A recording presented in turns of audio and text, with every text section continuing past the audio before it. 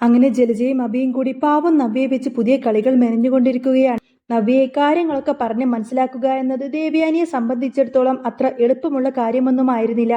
കാരണം ചന്തുമോളുടെ അച്ഛൻ അഭിയാണെന്ന് അറിഞ്ഞു കഴിഞ്ഞാൽ ആ പാവം അത് എങ്ങനെ താങ്ങും? സങ്കടം കൊണ്ട് വല്ല കടുങ്കയും ചെയ്യുമോ എന്ന പേടി ദേവയാനിക്കുണ്ടായിരുന്നു. അതുകൊണ്ട് തന്നെ ജലജയെ ഒന്ന് ഒതുക്കാൻ തന്നെ അവരുറപ്പിച്ചു. അങ്ങനെയിരിക്കെ ഒരു ദിവസം ജലജ വളരെയധികം അഹങ്കാരത്തോടു കൂടി തന്നെ ദേവയാന്റെ അടുത്തേക്ക് വരുന്നത്, എടി, നിന്റെ മോൻ ഈ അനന്തപുരിയിൽ അച്ഛനു വേണ്ടി വാലാട്ടി ഉണ്ടാക്കിയതിനേക്കാൾ വലിയ തുക ഇനി എന്റെ മരുമോൾ ഉണ്ടാക്കും. അവൾക്കിപ്പോ വലിയ ഓഫറുകളാണ് വന്നിരിക്കുന്നത്. നമ്മുടെ മൂർത്തി ജ്വല്ലറിക്കെതിരെ നിൽക്കുന്നവർക്ക് വേണ്ടി മോഡലാവാൻ തന്നെ നവ്യ തീരുമാനിച്ചു കഴിഞ്ഞു. ഇത് അച്ഛനുള്ള വലിയൊരു കൊട്ടായിരിക്കും. ജലജ പുച്ഛത്തോടെ പറയാണ്. അഹങ്കാരം നിറഞ്ഞ് ജലജയുടെ വാക്കെല്ലാം കേട്ടുകൊണ്ട് തന്നെ ദേവയാനി ആളി പടർന്നു. അല്ലെങ്കിൽ തെരുവിൽ അലഞ്ഞു തിരിഞ്ഞു നടക്കേണ്ട നിന്നെയൊക്കെ എടുത്തു വളർത്തിയ അച്ഛന് പറ്റിയ ഒരേ ഒരു തെറ്റ് ഇതൊക്കെ തന്നെയാണല്ലോ. നന്ദിയില്ലാത്ത നിന്നെ ഇനിയും ഇവിടെ വെച്ചു പൊറിപ്പിക്കാൻ പറ്റില്ല. നിങ്ങൾക്ക് വേണ്ടി ഞങ്ങൾ അനുഭവിക്കുന്നതൊന്നും തന്നെ നീ അറിഞ്ഞില്ലല്ലോ എന്നൊക്കെ അവർ ആക്രോശിച്ചു. അന്നേരം ജലജ തിരിച്ചടിച്ചു. ഞങ്ങൾ എന്ത് പഴിച്ചു? ഏട്ടത്തിയുടെ മോൻ ചെയ്ത തെറ്റിന് ശിക്ഷയൊന്നുമില്ലേ? എന്റെ മോൻ എന്തിനാ എല്ലാവരും ഇങ്ങനെ ദ്രോഹിക്കുന്നത്? ദേവേനെ കടുപ്പത്തിൽ പറഞ്ഞു. നിർത്തടി നീ. മര്യാദക്ക് നീ നിന്റെ വായടച്ചു വെച്ചോ. നീ സത്യം അറിയാതെ ഇനിയും എന്റെ തലയിൽ കയറാൻ നോക്കരുത്. എടി, നീയൊക്കെ വിചാരിക്കുന്നത് പോലെ തന്നെ ആ ചന്തുമോളില്ലേ, അത് എന്റെ മോന്റെ കുഞ്ഞൊന്നുമല്ല. ആ കുഞ്ഞ് നിന്റെ അബിയുടേതാണ്. നിന്റെ അബിയുടെ സ്വന്തം രക്തം. നിന്റെ മകൻ അബിയും അനഘക്കുമുണ്ടായ കുട്ടിയാണ് ചന്തുമോള്. ആ സത്യം ദേവയാനി വിളിച്ചു പറയുന്നത് കേട്ട് ജലജ ആകെ തകർന്നു പോയി. ഇതിന്റെ തെളിവുകൾ വേണമെങ്കിൽ ഞാൻ കാണിച്ചു തരാം. ആദർശ് തെറ്റുകാരനല്ലാന്ന് ഞാൻ വെറുതെ പറയുകയാണെന്ന് നീ കരുതിയോ? അബിയുടെ ജീവിതം നശിക്കാതിരിക്കാൻ വേണ്ടിയിട്ടാണ് അവൻ ഈ പഴി സ്വന്തം തലയിൽ ഏറ്റെടുത്തത്. അബിക്ക് ഈ സത്യമെല്ലാം അറിയും. അബി എല്ലാം അറിഞ്ഞിട്ടും നാടകം കളിക്കാണ്. നീയൊക്കെ വളർത്തിയ മകൻ ഇത്രക്ക് നാണം കെട്ടവനായി പോയല്ലോടി. അമ്മയുടെ സ്വഭാവം മോശമായ പിന്നെ മകൻ എങ്ങനെ നന്നാവാനാണ്? എനിക്ക് എന്റെ മകനെ വളർത്തിയതിൽ നല്ല ധൈര്യവും അഹങ്കാരവുമുണ്ട്. ഇനി മുതൽ നീ ഞാൻ പറയുന്നത് കേട്ടിട്ട് ഇവിടെ കഴിയണം. ഞാൻ എടുക്കുവാൻ പറഞ്ഞാൽ നീ എടുക്കണം. ഞാൻ വെക്കാൻ പറഞ്ഞാൽ നീ വെക്കണം. അല്ലെങ്കിൽ സത്യം ഞാൻ നവ്യോടങ്ങ് വിളിച്ചു പറയും. നാളെ രണ്ടുപേരും ഇവിടെ നിന്നും അവൾ തന്നെയായിരിക്കും ചവിട്ടി പുറത്താക്കുന്നത്. ദേവേന്റെ വാക്കെല്ലാം കേട്ടുകൊണ്ട് തന്നെ ജലജ ആകെ ഭയന്നുപോയി. സത്യമെല്ലാം തന്നെ ദേവയാനി ജലജയോട് തുറന്നു പറഞ്ഞതോടുകൂടി തന്നെ പിന്നെ ജലജയുടെ അഹങ്കാരം അങ്ങ് ഇല്ലാതാവും. ദേവയാനി എന്ത് പറഞ്ഞാലും അത് പഞ്ചപുച്ഛമടക്കി അനുസരിക്കുന്ന ജലജയാണ് പിന്നീട് കാണാൻ കഴിയുന്നത്. ദേവയാനി പറയുന്നതെല്ലാം കേട്ട് പാവത്തെ പോലെ നിൽക്കുന്ന ജലജയായിരിക്കും നവ്യ കാണുന്നത്. ഇത് കണ്ട് നവ്യ അമ്പരന്നു. അല്ലമ്മേ, വല്യമ്മയെ വെല്ലുവിളിച്ച അമ്മ ഇപ്പോ എന്താ ഇങ്ങനെയൊക്കെയെന്ന് നവ്യ ചോദിക്കുമ്പോൾ അവരെ പുറത്താക്കാൻ പറ്റുന്ന തന്ത്രമാണെന്ന് ജലജ കള്ളം പറഞ്ഞു. പക്ഷേ നവ്യ വിട്ടുകൊടുത്തില്ല. അമ്മ എന്തിനാണ് ഈ പേടിക്കുന്നത്? അമ്മ എന്തോ പേടിക്കുന്നുണ്ടെന്ന് അവൾക്ക് മനസ്സിലായിരുന്നു.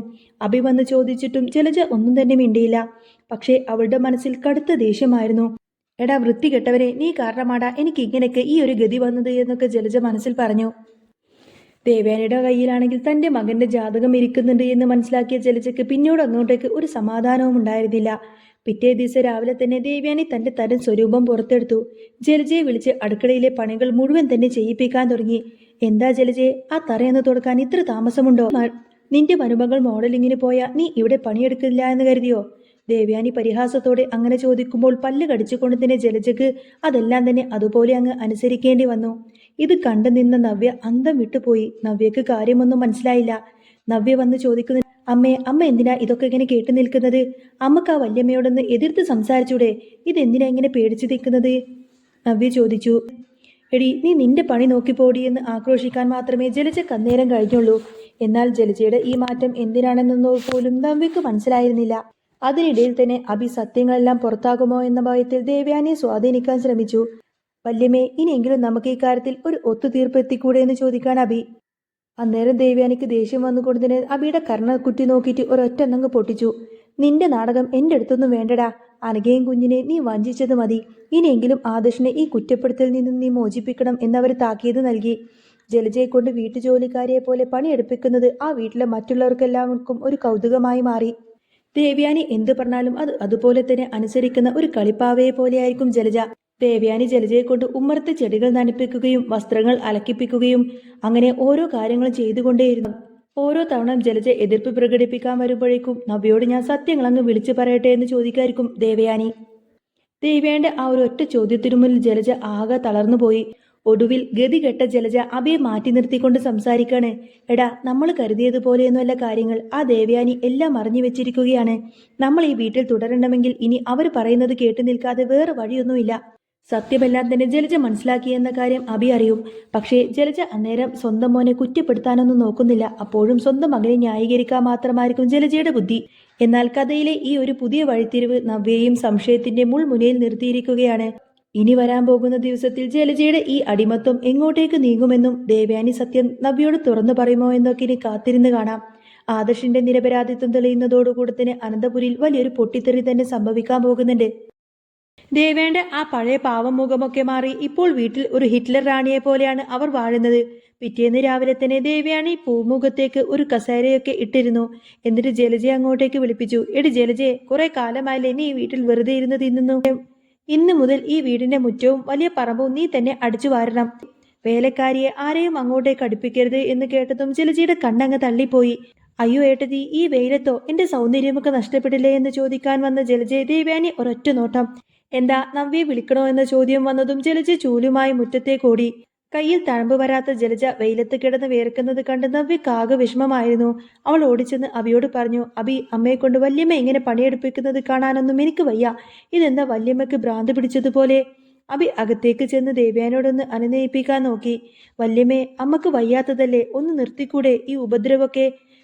അബി അത് ചോദിച്ചതും ദേവയാനി ചിരിച്ചുകൊണ്ട് പറഞ്ഞു. അബി, നിന്റെ അമ്മക്കിപ്പോ നല്ല ആരോഗ്യമുണ്ട്. പിന്നെ നവ്യക്ക് വേണ്ടി മോഡലിങ്ങിന് പോവാൻ നീ സമ്മതിച്ച സ്ഥിതിക്ക് വീട്ടിലെ പണികൾ ആരെങ്കിലുമൊക്കെ ചെയ്യേണ്ടേ? നന്ദിയുണ്ടെങ്കിൽ നീയും കൂടി പോയിട്ട് നിന്റെ അമ്മയെ സഹായിക്കുക എന്ന് ദേവയാനി പറയുന്ന സമയത്തിന്റെ അബിയുടെ തൊണ്ടയിൽ വെള്ളം വറ്റിയതുപോലെയായി. അവൻ പേടിച്ച് അവിടെ നിന്നും ഉൾവലിഞ്ഞു. ഉച്ചയായപ്പോൾ ദേവയാന്റെ അടുത്ത കൽപ്പന വന്നു. ജലജയെ, ഇന്ന് എനിക്ക് പണ്ട് തറവാട്ടിലുണ്ടാക്കിയിരിക്കുന്ന അതേപോലത്തെ ചമ്മന്തിയും കഞ്ഞിയും കുറെ അധികം കൂട്ടാനുകളും വേണം. എല്ലാം അരക്കല്ലിൽ തന്നെ അരക്കണം കേട്ടോ, മിക്സി തൊട്ടു പോവരുത്. ജലജയ്ക്ക് കരച്ചിൽ വന്നു. ആഡംബരത്തിൽ നിന്നു മാത്രം ജീവിച്ച അവൾ അരക്കല്ലിന് മുന്നിൽ ഇരുന്ന് വിറക്കുകയായിരുന്നു.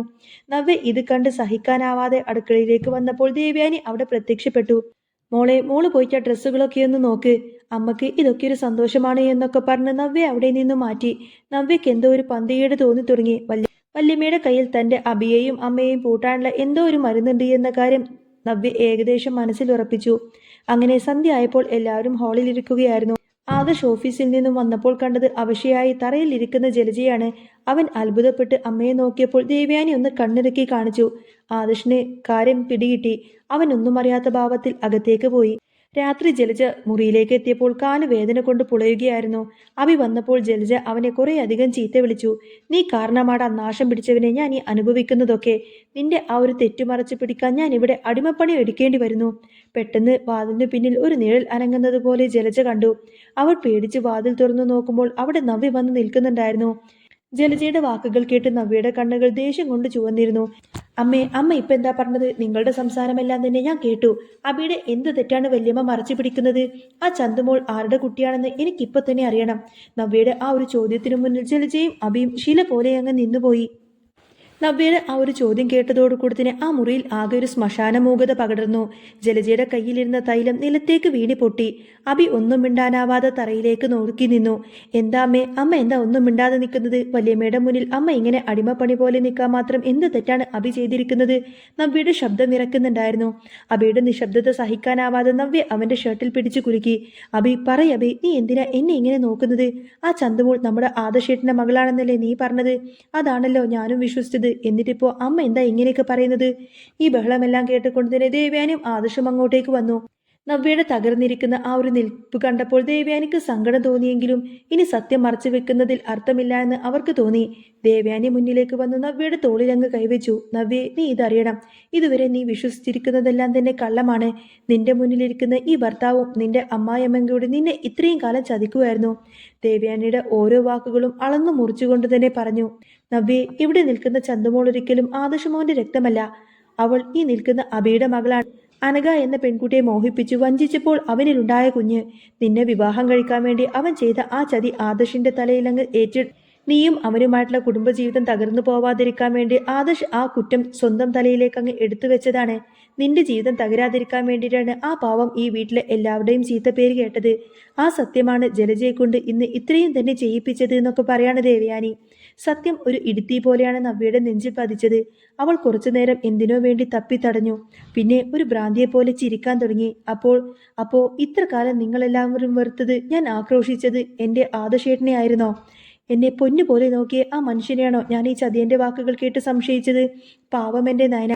പെട്ടെന്ന് തന്നെ നവ്യയുടെ മുഖഭാവം അങ്ങ് മാറി. അവൾ അബിയുടെ നേരെ തിരിഞ്ഞു. ഒരു നിമിഷം പോലും ആലോചിക്കാതെ നവ്യയുടെ കൈ അബിയുടെ കർണത്തങ്ങ് ആഞ്ഞു പതിഞ്ഞു. നീ എന്ത് മനുഷ്യനാടോ? സ്വന്തം ചോരയെ വഴിയാധാരമാക്കിയിട്ട് അതും സ്വന്തം ചേട്ടന്റെ തലയിൽ അങ്ങ് കെട്ടിവെച്ചിട്ട് സുഖമായി ജീവിക്കാൻ നോക്കിയ നിന്നെ ഞാൻ. അവൾക്ക് വാക്കുകൾ പോലും പറയാൻ കിട്ടുന്നില്ലായിരുന്നു. ജലജ ഓടി വന്ന നവ്യയുടെ കാല് പിടിച്ചു. മോളെ, അവനൊരു തെറ്റുപറ്റിപ്പോയി, നീ ക്ഷമിക്കണം. പക്ഷേ നവ്യ അവരെ തട്ടിമാറ്റിക്കൊണ്ട് തന്നെ പറഞ്ഞു. അമ്മേ, മകൻ തെറ്റ് ചെയ്യുമ്പോൾ തിരുത്തേണ്ട അമ്മ അവന് കൂട്ടുനിന്നില്ലേ? ഇത്രയും വലിയ ശിക്ഷയാണ് നിങ്ങൾ രണ്ടുപേരും അർഹിക്കുന്നത്. നവ്യ വേഗം ആദർശിനടുത്തേക്ക് ചെന്നു. അവളുടെ കണ്ണുകൾ നിറഞ്ഞു തുളുമ്പുന്നുണ്ടായിരുന്നു. അവൾ ആദർശിന്റെ കാലിൽ വീണുകൊണ്ട് തന്നെ പൊട്ടിക്കരഞ്ഞു. ആദർശേട്ടാ, നിങ്ങൾ എന്നോട് ക്ഷമിക്കണം. ഞാൻ ഒന്നും അറിഞ്ഞിരുന്നില്ല. ആദർശ് അവളെ പിടിച്ചെഴുന്നേൽപ്പിച്ചു. അവന്റെ കണ്ണുകളിലും നനവുണ്ടായിരുന്നു. പക്ഷേ ആ മുഖത്ത് വലിയൊരു ആശ്വാസവും അതുപോലെ തന്നെ ഉണ്ടായിരുന്നു. കുറെ നാളായി താൻ ചുമന്നിരുന്ന ആ വലിയ ഭാരം ഒടുവിൽ ഇറക്കി വെക്കാൻ കഴിഞ്ഞിരിക്കുന്നു. ദേവയാനി ജലജയും അബിയെയും നോക്കി ഗർജിച്ചു. ഇറങ്ങിക്കോണം എന്റെ വീട്ടിൽ നിന്ന്. ആ പാവം കുട്ടിയും കൂട്ടി അബി ഇനി എവിടെയെന്ന് വെച്ചാ പൊയ്ക്കോളണം. ഈ അനന്തപുരി കുടുംബത്തിൽ നിങ്ങൾക്കേതായാലും ഇനി സ്ഥാനമില്ല എന്ന് എടുത്തടിച്ചതുപോലെ പറയാട്ടോ ദേവയാനി. നവ്യ അബിയുടെ മുഖത്തേക്ക് നോക്കിക്കൊണ്ട് തന്നെ അവസാനമായി പറഞ്ഞു. നിന്റെ കൂടെ ഈ നിമിഷം വരെ ഞാൻ ജീവിച്ചതിൽ ഞാൻ ലജ്ജിക്കുന്നു. ഇനി എനിക്ക് നിന്നെ കാണണ്ട. നീയുമായിട്ടുള്ളൊരു ബന്ധം എനിക്കില്ല എന്നിങ്ങനെ നവ്യ തറപ്പിച്ച് പറയുന്നതോടുകൂടി തന്നെ അബിയും ജലജയും നിന്നെ എനിക്കിനി കാണാൻ പോലും താല്പര്യമില്ല എന്ന് നവ്യ പറയുന്നതോടുകൂടി തന്നെ ജലജയും അബിയും ആകെ പെട്ടുപോകുന്ന ഒരു അടിപൊളി സൂപ്പർ എപ്പിസോഡാണ് കേട്ടോ ഇനി വരാൻ പോകുന്നത്. അപ്പോൾ നിങ്ങൾക്ക് ഈ ഒരു ചാനൽ ഇഷ്ടമാവുകയാണെങ്കിൽ സബ്സ്ക്രൈബ് ചെയ്യാനും സപ്പോർട്ട് ചെയ്യാനും മറക്കല്ലേ കേട്ടോ.